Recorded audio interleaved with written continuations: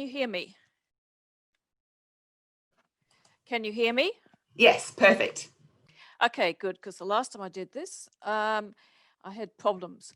All right, the person I'm talking about today is a man very associated with New Zealand, Sir Julius Vogel, and as you can see here, Ferns. 1835 to 1899, he's an imperialist, feminist, utopianist. Quite a bundle of contradictions there. As the theme of this conference is the history of the book and the future of the world, I want to talk about a book's history whose subject is the future of the world and sees it as hopeful. And also talk about the literary afterlife of utopias, because this is outside New Zealand, relatively an obscure utopia. And it's called Anno Domini 2000, or Woman's Destiny, and published in 1889. Now, utopias, yes, we have Plato's Republic, you have Sir Thomas More, you have the notion of they're very canonical. This one is not canonical, but its reputation is changing, which I find an interesting phenomena in itself. And Vogel is first and foremost important as to New Zealand political history. So I'll give you a brief timeline. He's born in London, 1835. Two things about him. He might be called the colonial Disraeli, but he's an independent politician, only stands as a Tory once. And he comes from an observant Jewish family.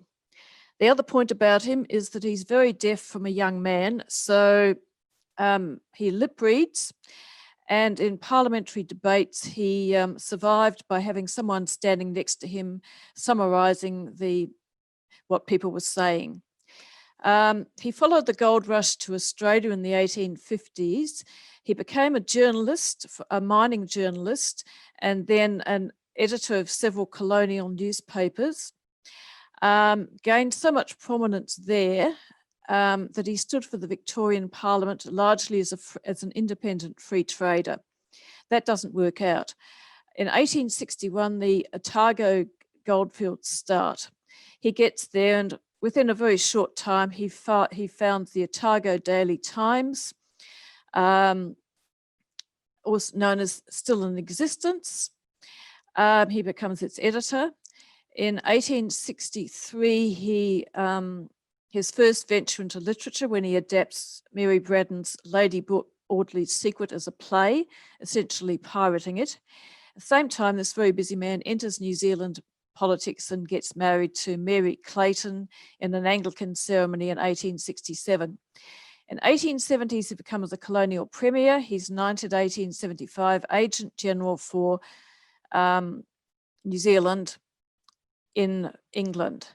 A lot of the time he spends out of New Zealand trying to raise loans for ambitious projects of infrastructure. In the 1880, he stands for UK Parliament as a Tory. This fails. But in 1887, he introduces the first New Zealand bill for female suffrage in 1887. That fails, but it's been very influential. He returns to UK permanently in 1888, and quite likely on the voyage home, he wrote Anno Domini 2000.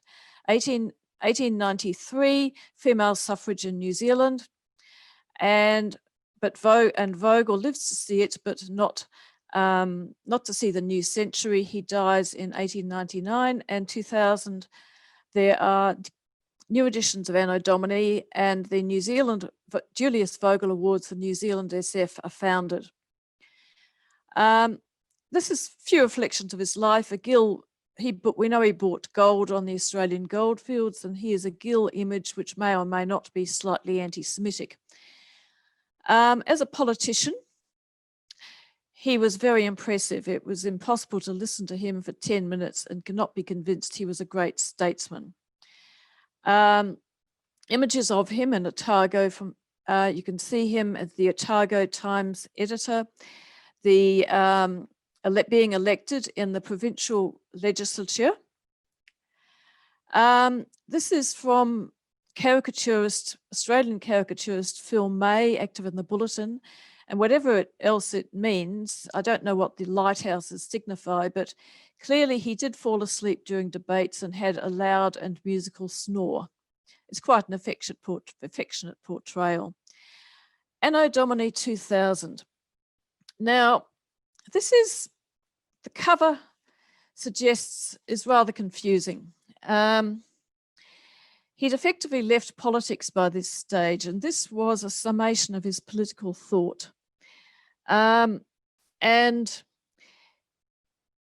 it's a very prescient work. He saw the future as being woman-dominated, with them being educated, active in Parliament, even heads of government. The head of the heroine is Hilda Fitzherbert, MP for Dunedin, in a united Britain, which is the British Empire. And the colonial Parliament moves from capital to capital.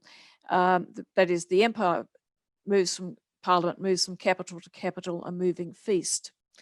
And it's set in 2000. And one of the interesting things about this book is that year, it was set by that time, New Zealand in reality already had 2 female prime ministers, the third being now Jacinda Ardern. And in Anno Domini, the British Prime Minister is female, as is the US President, who has a daughter but no visible husband. She's a widow. Now, there's a curious thing about this book is that there's no less than 3 colonial utopias published in 1889, one of them being Catherine Helen Spence, A Week in the Future, and another one, the obscure but interesting Joseph Fraser, Melbourne and Mars, My Mysterious Life on Two Planets, one of the great titles. I'm not going to claim great ability in writing in Anno Domini 2000. He's not an experienced writer. He'd been an effective journalist and political pamphleteer. And what makes this book interesting is it looks like pulp in a number of respects. In plot, it's a sensational novel, but the ideas within are not pulp proto-SF. They eschew jingoism and racism, also eugenics, which were part and parcel of 19th century utopian thought. What you could call Vogel is a romantic novelist, and so there's a love plot when Hilda was abducted by a villainous Australian politician, Lord Reginald Parramatta.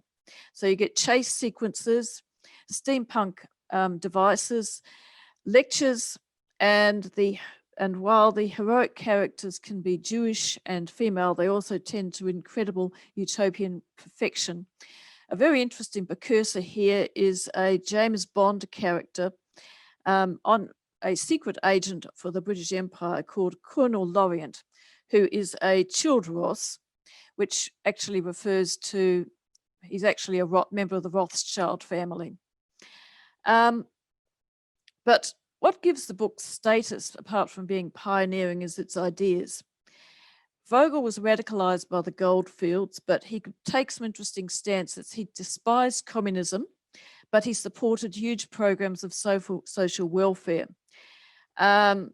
He wrote, "Aspiration is most numbed in those whose existence is walled around with constant privation, and in him social justice and feminism meet conservatism and imperialism," which was a happy marriage within this novel, as was his union with Lady Vogel, which did inform his feminism. How he sold it was via Philip Manell, the editor of the Australasian periodical, which has completely escaped my mind right now. But Philip Manell was the agent, took it to Hutchinson's, got an advance of £50 with and with the blockbuster sales of Fergus Hume's Mystery of the Hansom Cab in mind, they printed 3,000 copies. This is from the colonial edition with Vogel's actual signature, and it's in the possession of a New Zealand book collector. And what happens with this book is when 2000 comes around, people start looking at it again in the same way as 1984 drew attention in indeed 1984. And so it's reprinted in 2001 with a preface by Roger Robinson, who observed how truly prophetic Vogel had been. Not only female suffrage and political careers, but also wind and tide power, air travel, European Federation, air conditioning, noiseless telegraph for mass communication, and the New Zealand wine industry.